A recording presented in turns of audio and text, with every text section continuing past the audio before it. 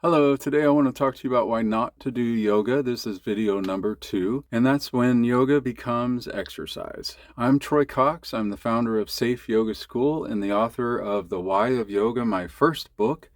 This video is part 2 in my series of why not to do yoga, the Safe Yoga Reality Check. The book I took about 4 years to write, and it's on its 3rd edition, interviewing students about why they do yoga.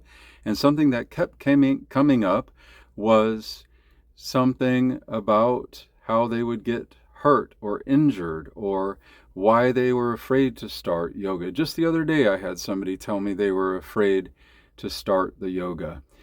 Now, yoga involves the body, and can you build yoga strength, balance, flexibility, coordination, and body awareness by doing yoga postures? Absolutely. I did, and I've seen it change people's bodies over and over again. But when yoga gets treated as only exercise, something important seems to get lost every time. And sometimes people do get hurt. You can Google the amount of yoga injuries if you would like. And this is one of the big reasons I wrote chapter 9 of The Why of Yoga, Why Not to Do Yoga. Because in the modern yoga world, especially in the Western popular yoga world, yoga keeps getting pulled into the group fitness model. You can find it in gyms everywhere. I started teaching in gyms. Fast music, as loud as it can go, packed rooms, hot studios, harder sequences, postures including flexibility that maybe people aren't ready to do, more sweat, more intensity, mixing in other exercise modalities and calling it yoga, more impressive postures, more push through it energy. And at some point, we just got to stop and ask, is this still yoga? Or is this a workout?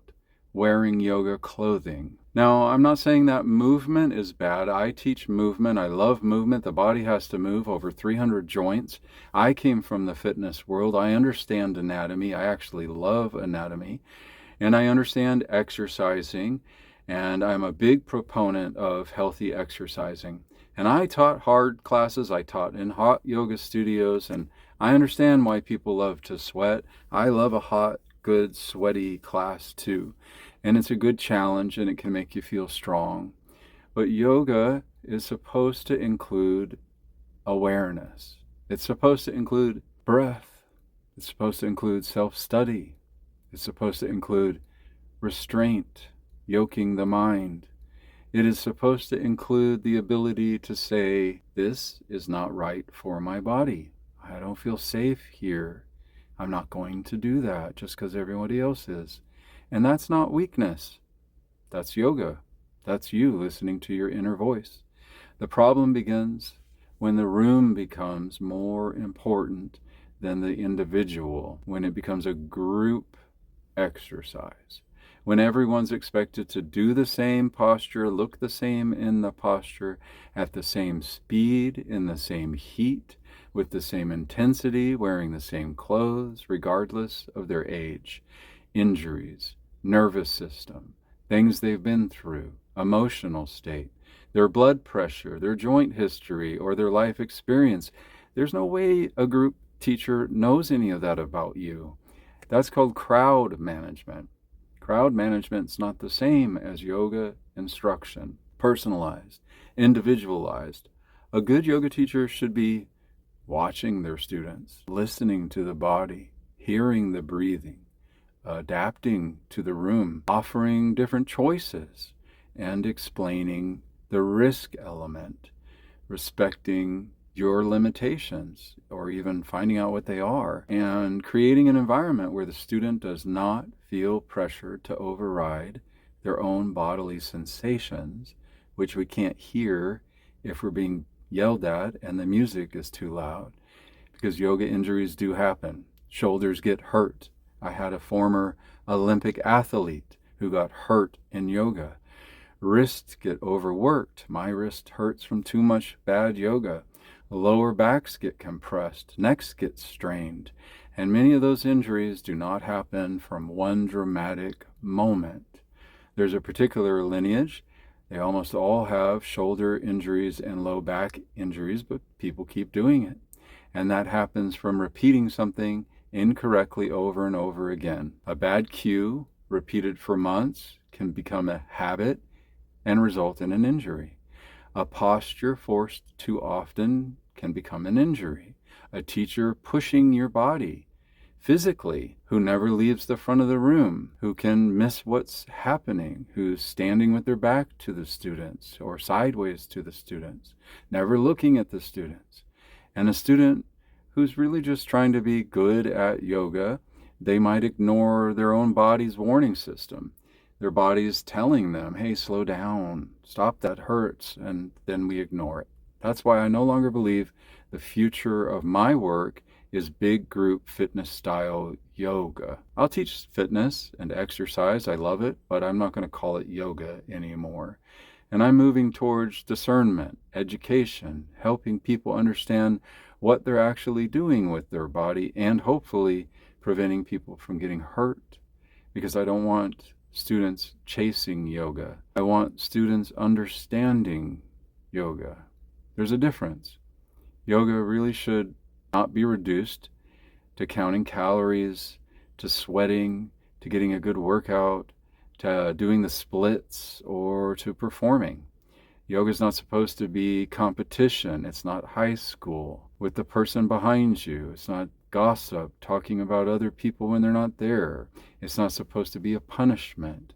It's not supposed to be a way to prove your worth through pain. It's not supposed to be harming. Yoga should help you become aware of yourself so you can guide yourself towards safety. So here's the question I want to ask before your next class. Think about this and ask yourself before it starts. Does this class help me listen to my body? Or does it train me to ignore my body? Or can I even hear my body? And that one question can tell you a lot. If the teacher gives you permission to modify, take a break, have some water, ask questions, honor your limits, that's a good sign. If the teacher mocks limitations, if the teacher wants you to look like them, pushes everybody the same way, has you do 6 postures on one leg, glorifies intensity, makes you feel weak for choosing safety, laughs at you, and that's happened to me, that may not be the right reason to be doing yoga. Not all yoga, not that yoga, not my yoga, not all teachers, that teacher. Not all studios. There's some wonderful, amazing places out there that are safe. It's just that particular environment. And this is what I mean when I say don't quit yoga. Do not quit yoga. Quit unsafe yoga practices. My next book is called The G of Yoga, Gurus Exposed, and what to watch for and who to watch out for and who to trust, and some things that have happened in yoga I want you to think about. And this series is part of that larger conversation. I'm hoping to start a conversation here, so I'd love to hear from you, because before we trust a teacher, a method, a studio, or a guru, we need to vet them.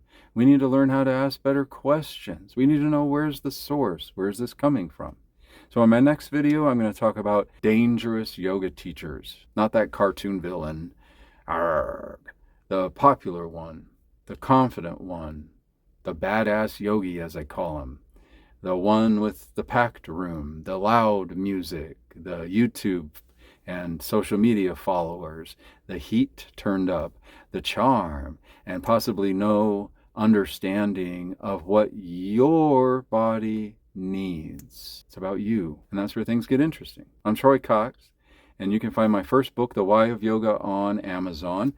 And please remember, if I can leave you with just one thing, that yoga is very powerful. That's why safety has to come first.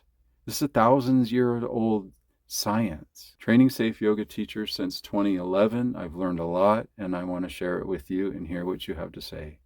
Namaste.